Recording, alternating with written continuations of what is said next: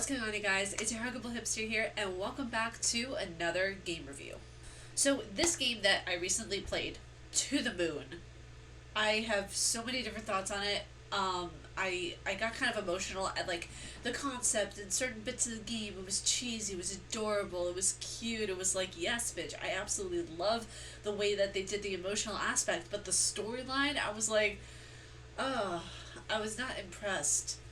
Like, color me worried. Where's my coffee? Oh, it's over here. Okay, I had to stretch to get it. Okay, we're good. It's color me worried throughout this entire game. I get experimenting with plot lines, but when it goes into like psychological territory of making a person forget their entire life's experience just so they can have a happy ending, not that happy ending, shut up. It worries me. Like, honestly, it thoroughly worries me. So, I have the article right over here. I mean, she's thin. She's athletically thin. It's not that long of an article that I wrote. It's like a 2-pager. I really didn't feel like I need to go that in depth with it, just because of how very black and white the plotline really is. To an extent, it's one of those philosophical ones where you really have to kind of go in and at first think your way through, but once it's presented to you, it's like, oh, okay, well, that's that on that. So you got life, death, the balance in between, the steady line in which we pirouette back and forth over. In the game To the Moon, we have this kind of idea of a false narrative of one's life, and that their memories can be rearranged like puzzle pieces just to have their peaceful ever after. It's great, isn't it? So let's go into a 16-bit heaven and also a bit of a cruel lie, to say the least. So To the Moon is this cute, fun, emotional game where we take a peek into Johnny's life, who is the main protagonist. Now, he is a patient at the end of his life with one wish, and that is to go to the moon. That's the title of the game. Now, this game kind of reminded me of my childhood, where, how it was styled, the 16-bit-esqueness of it, the way that all the characters had this witty sense of humor. Like, I think the best part of the game was the sense of humor that the characters had. It was on point. It was very much like, I'm going to show you that I'm funny and actually be funny. Like, I feel like when some games try to be funny, they try too hard, but this game, it flowed. It flowed really, really nicely, and I really enjoyed that. It had kind of like this top-down camera angle thing that it was trying to do. Pixely art. It was reminiscent of like the best parts of gaming in the 90s, where you had like the 8-bit, the 16-bit. I even remember, wasn't Zelda an 8-bit game? I'll have to look that up.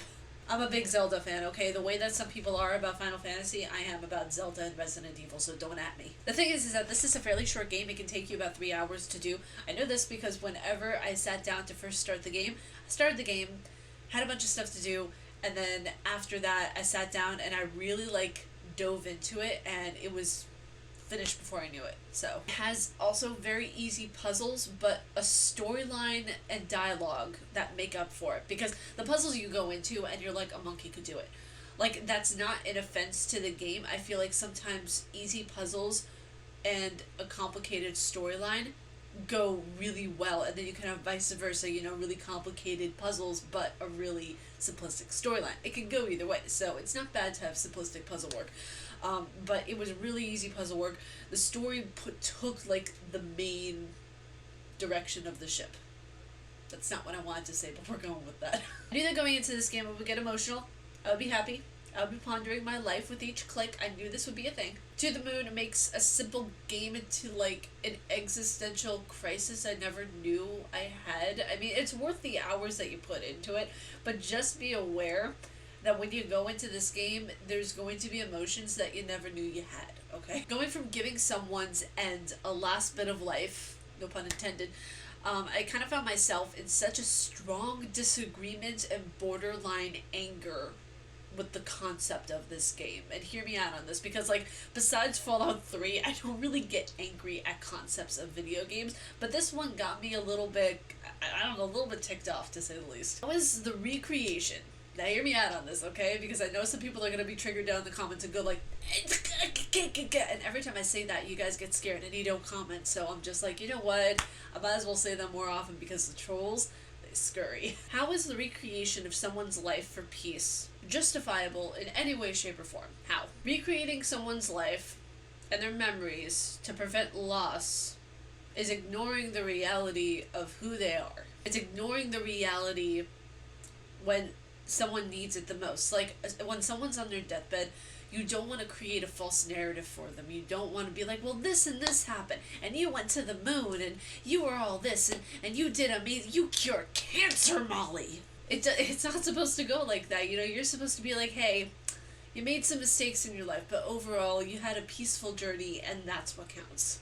You know, it's not about lying to the person. The recreation of memories is just, it's a false life lived, and it's something that I have a real problem with in the story of where going back in time to avoid death through memories, you know, because Johnny's brother Joey died. Again, I'm going to be putting spoiler alert in the title, so hold your panties, okay? Or getting rid of River because it's, you know, apparently there are always going to be more Rivers out there. There's always going to be more females, which is a dumb excuse. Who literally got rid of the person in his memories who is the main person that got him through a lot of the crap in his life. I want to make that clear that River is a very, very important character, and just getting rid of him and going through the game and being like, oh, you know, you'll never have another brother, but you'll always have another River.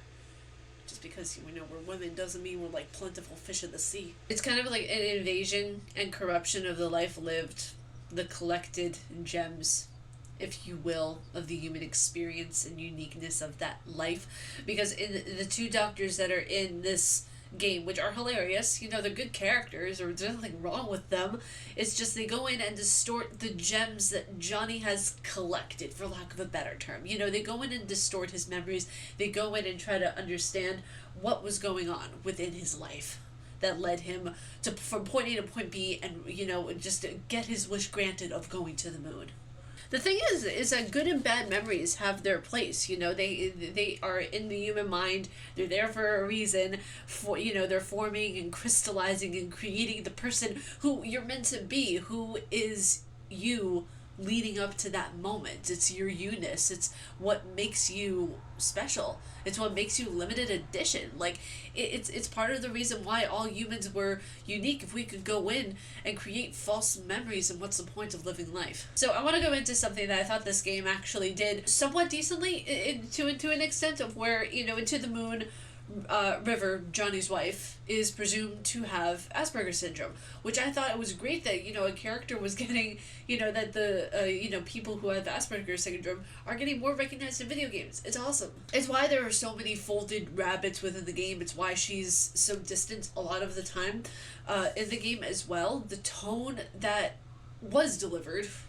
with River's character and her condition almost made it seem like she was the bad guy, because it's presumed that she has Asperger's. They don't outright tell you within the game, oh hey, this character, she has Asperger's syndrome. They don't outright tell you that. So throughout the game I was wondering, wait, what's going on? Why is she like, does she have like a dark secret that we're about to unfold in one of these paper rabbits? Like, what's going on here? Holding paper rabbits, you know, in vain, just to remind Johnny of his childhood to an extent, and the constellations that they saw, you know, as a kid, is cute, but it's very much diminutive. It diminishes, I feel, her condition and her character and the way it was approached to an extent. You know, it's not to say that having a character, like, I feel like they could have gone about it in a better way that could have outright said, hey, this character has Asperger's syndrome, without going around it. You know what I mean? I feel like if we had, you know, if, you know, the audience had known that River from the get-go had Asperger's syndrome, it would have given a lot more respect to the character. In a nutshell, you know, it would have given a lot more respect to her character. She is undeniable, she's human, and she has her own story to tell. You know, she is a very diverse character and has a lot of variety, and I feel like, you know, as I stated above, there was no direct mention of her condition, none whatsoever, and the games, so you had to speculate and you had to do research on it, and it wasn't until after the game that, you know, I'm gonna be honest with you guys, I did research and I found out, I was like, oh wow, so it's presumed that she has Asperger's. Like, you don't get that vibe at all throughout the game. So let's go into my final thoughts and, you know, erase some memories, shall we? You know, please don't go all Men in Black and erase mine. So overall, I thought this game was good. It was sweet. It was a little bit of a tearjerker. It was one of those games of where, it had comedy amongst the doctors and some of the characters, and I thought it had personality. Like that's what was cool about this game. That with the doctors and with a lot of the character, their dialogue was very distinguishable. You could tell them apart. With a lot of games that were back in the day, like you can't really distinguish the characters. A lot of the time they're very two-dimensional, if you will. Was the concept a little bit worrying when I saw the whole picture? Yes, it was. It had me a little bit peeved, to be quite honest. Changing memories in someone's reality is a disservice to the human being and their experience. We also have the discussion of where he's taking beta blockers to repress unpleasant memories. The mother of Johnny also took beta blockers whenever her son died.